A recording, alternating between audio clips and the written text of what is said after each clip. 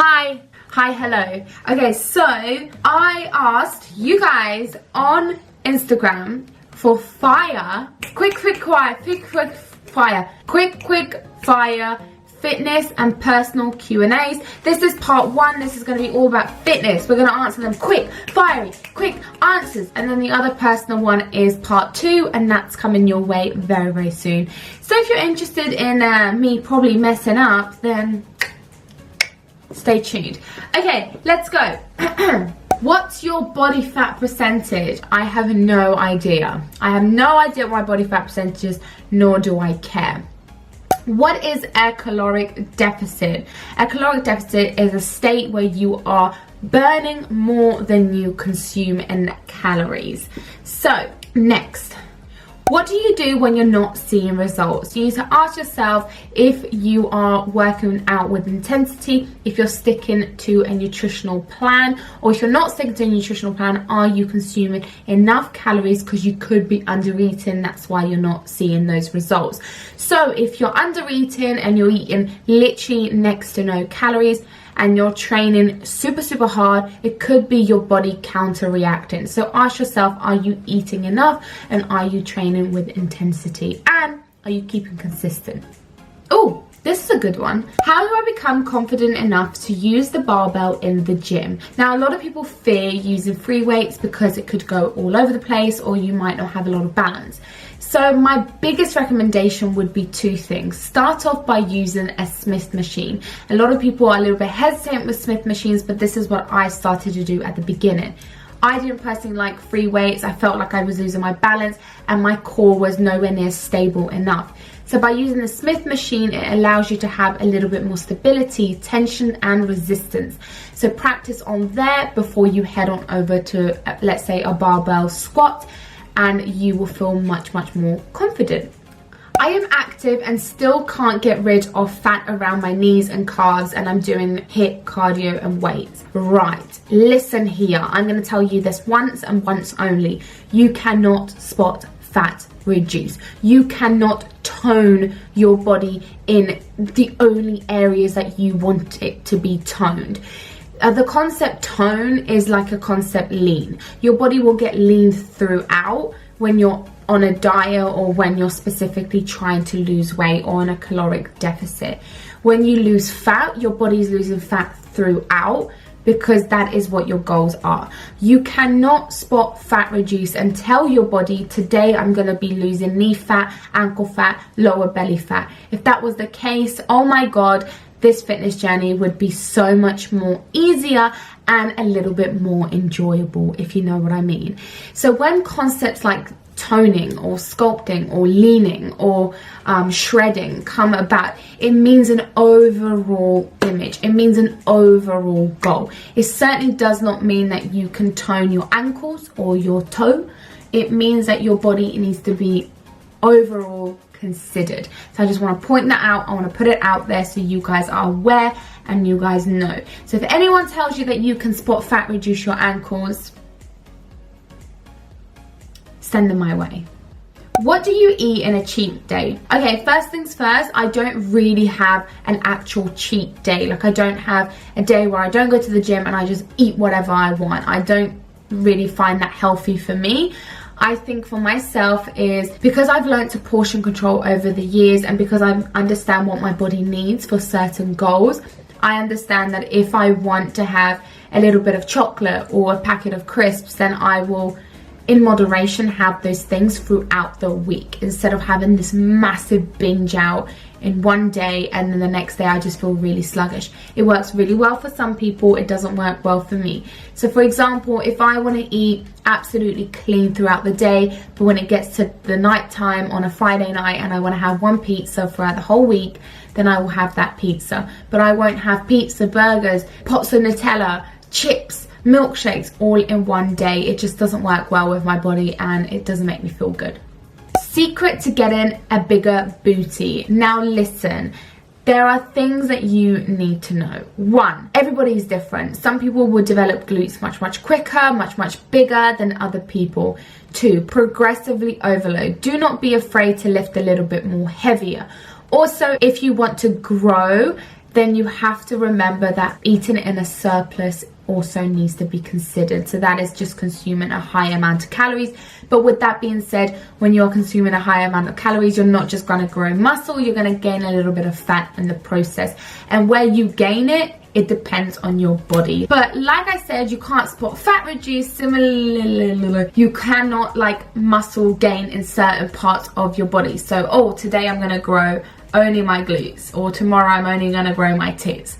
So it just, you know, you have to take that into consideration. But progressive overload, eating in a surplus worked for me. Also training with intensity, and also not training your legs every single day, allowing enough rest and recovery for your legs to be on point when you next train them.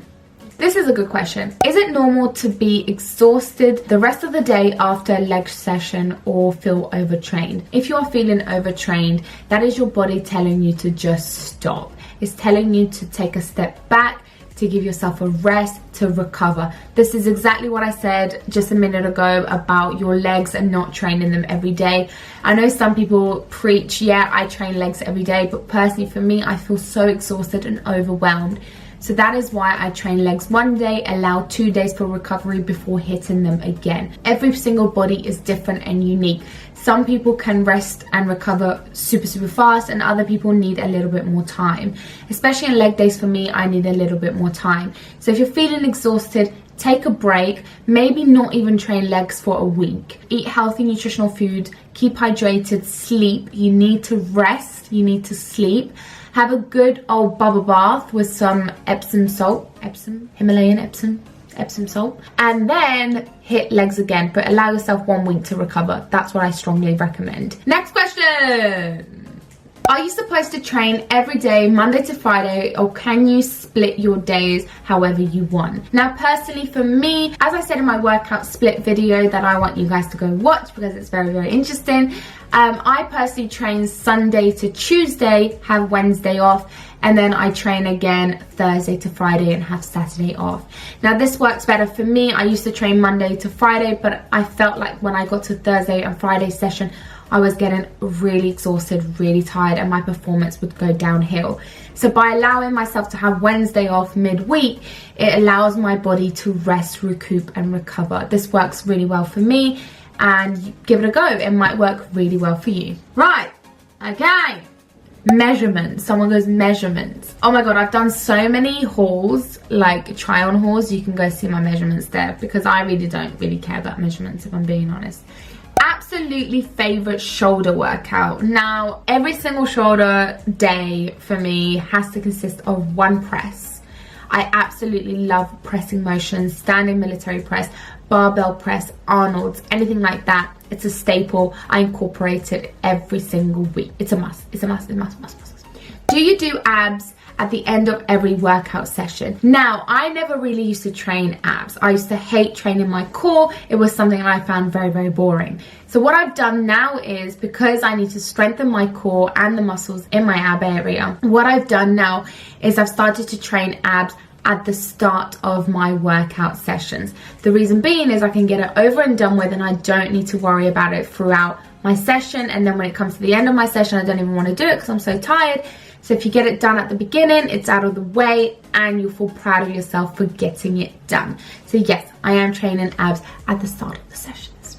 Do you eat McDonald's? Honestly, like, if I'm gonna have a cheat day, I'm not gonna have McDonald's. I don't really like McDonald's. I would prefer pizza or a burger, you know, like a just big juicy greasy burger, not a flat one from McDonald's. I feel like they're so disappointing.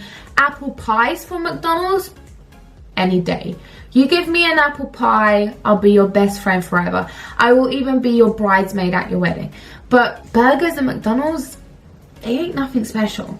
And I'm sorry if that's offended some of you guys, but I'd rather have like a juicy burger. Alright, okay.